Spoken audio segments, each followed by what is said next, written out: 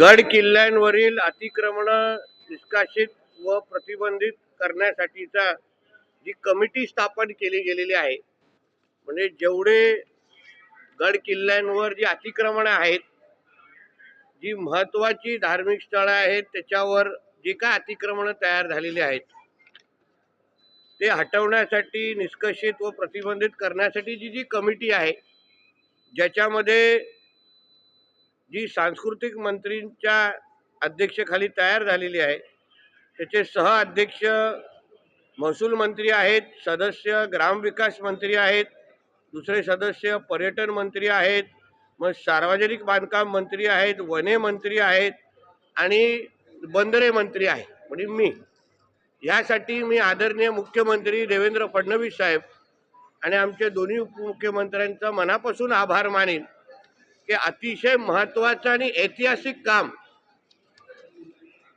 करण्याची जबाबदारी ज्या कमिटीला दिलेली आहे, त्या कमिटीमध्ये त्यांनी मलाही सदस्य म्हणून घेतलेलं आहे. यामुळे गड किल्ल्यांवर आणि महत्त्वाच्या जे काही स्थळं आहेत त्याच्यावर जी अतिक्रमणं होतात, जी हिरवी चादरं टाकले जातात, जे थडगे बांधले जातात, जे अनधिकृत आहेत, ते काढण्याची जबाबदारी जे कमिटीमध्ये आहे त्याचा सदस्य मला बनवला असल्यामुळे खऱ्या अर्थाने हे असंख्य हिंदुत्ववादी विचाराचे कार्यकर्ते जे वर्षानुवर्ष यासाठी लढत आलेले आहेत, संघर्ष करत आलेले आहेत, आंदोलन करत आलेले आहेत, त्यांना न्याय मिळवून देण्याच्या दृष्टिकोनातून ही कमिटी मोठा हातभार लावेल. आणि म्हणूनच यासाठी मी आदरणीय देवेंद्र फडणवीसांचं मनापासून मी आभार मानतो.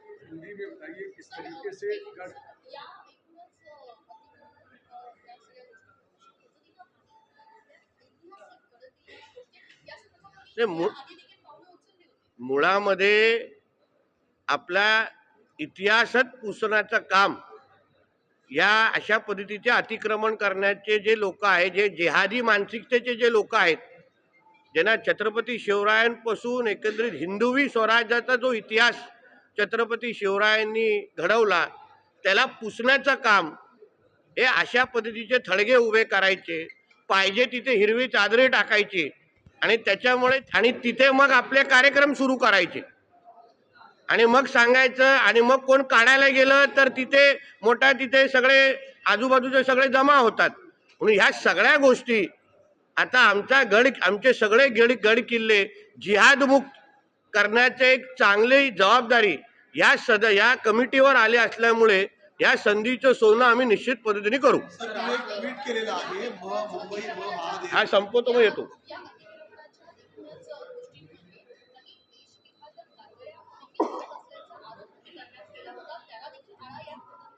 नक्की येणार ना, कारण का जे काही थडगे किंवा जे काही अनधिकृत बांधलं जातं त्याच्यामध्ये धर्माच्या नावाने कधी कधी त्याच्याकडे हत्यारही सापडलेले आहेत, कधी कधी देशाच्या विरोधात जे काही कुठे अतिरेकी असतील, कोण असतील तेही त्याच्यामध्ये लपताना आणि श्रेय घेता म्हणजे तिथे कुठेतरी गायब होत असताना दिसलेले आहेत.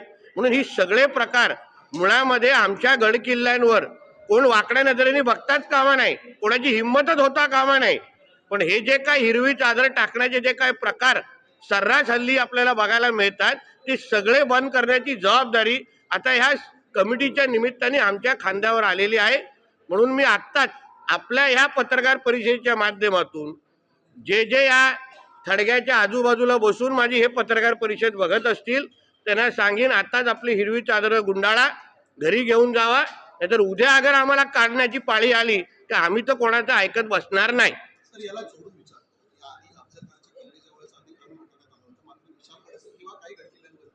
अतिक्रमण झाली होती ती हटवण्यासाठी एक डेडलाईन सरकारने ठरवली होती. आता ती डेडलाईन उलटल्यानंतर ही अतिक्रमण कायम दिसत आहे.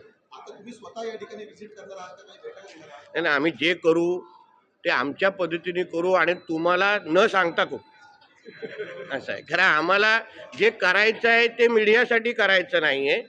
आमचा देश एक हिंदू राष्ट्र आहे आणि या हिंदू राष्ट्रामध्ये अशा पद्धतीचे आमच्या म्हणजे छत्रपती शिवराय, छत्रपती संभाजीराजे हे जे आमचे दैवत आहेत ह्यांनी जो इतिहास हिंदवी स्वराज्याचा घडवलेला आहे त्याच्यावर अशा पद्धतीचे कोणीही हिरवं आक्रमण कोण करत असेल ते हटवण्याची चांगली जबाबदारी आता आमच्या खांद्यावर असल्यामुळे त्या कामामध्ये आम्ही कोणाचंच हस्तक्षेप मग मीडियाचे मित्र पण असतील तरी करायला देणार नाही. आम्हाला तोंडपाठ माहिती आहे. आमच्यासारखा हिंदुत्ववादी कार्यकर्त्यांनी आम्ही असंख्य आंदोलनं केली, हिंदू सकल मोर्चे काढले, लँड जिहादचे असंख्य प्रकार, हिरवी चादर टाकण्याचे असंख्य प्रकार मला तोंडपाठ माहिती आहेत. म्हणा आता उद्यापासून ऍक्शन सुरू.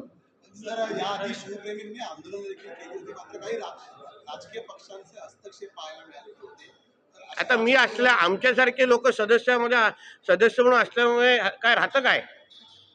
आम्ही टॅक्स फ्री आहे, तुम्ही चिंता करू नका. आम्ही या बाबतीमध्ये तडजोड होणार नाही. मी नेहमी बोलतो हिंदुत्व या विषयावर तडजोड होणार नाही, छत्रपती शिवाजी महाराजांच्या विषयावर तडजोड होणार नाही. म्हणून तुमच्या माध्यमातून मी त्या गड किल्ल्यांवर कोणी अगर हिरवी चादरी टाकली असतील तर मला तुम्ही असं फोल्ड करायला सुरू करा किंवा स्वतः काढा, त्रास होणार नाही नंतर.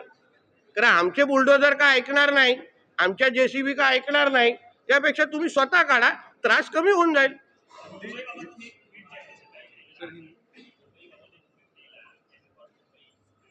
तर मुंबई बाबत केलेलं ट्विट हे कोणाला अमान्य हे सांगा ना. मुंबईचं DNA मुळात हिंदुत्वाचं आहे.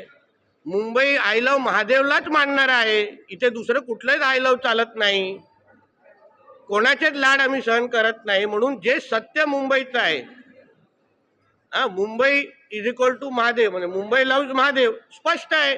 आणि त्याच दिशेने महादेवला वर प्रेम करणारा प्रत्येक व्यक्ती, महादेवाच्याच विचारांवर चालणारा व्यक्ती मुंबईचा महापौर म्हणून तिथे बसवणार.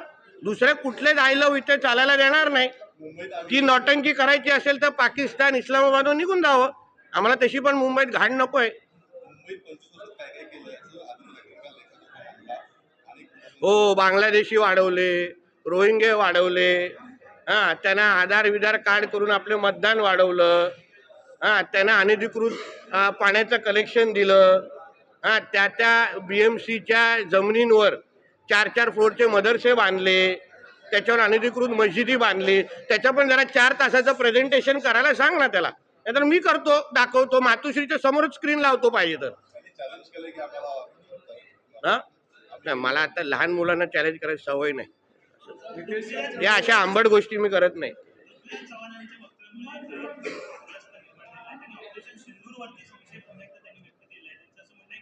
अरे एवढेच पृथ्वीराज चव्हाण साहेबांनी जरा 2014ला इलेक्शनच्या वेळी लक्ष दिलं असतं ना, खूप विषय वेगळे झाले असते. असं आहे. म्हणून त्यांना सांगा की आता काय हातातून सगळे निघून गेलेले विषय आहेत. देशाच्या विरोधात भूमिका घेणं ह्यालाच काँग्रेसचा DNA म्हणतात. पाकिस्तानचा मुखपत्र कोण असेल तर त्याला काँग्रेस पक्ष म्हणतात.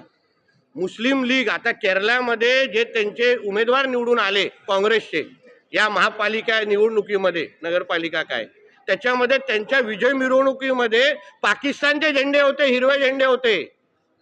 बघा तुम्ही तपासा केरळमध्ये. तर अशा लोकांकडून तुम्ही पाकिस्तानचीच बाजू घेत असताना तुम्हाला ऐकणार, हे काय कधी भारताची बाजू घेणार नाही. एक आखरी ले लेता हूं.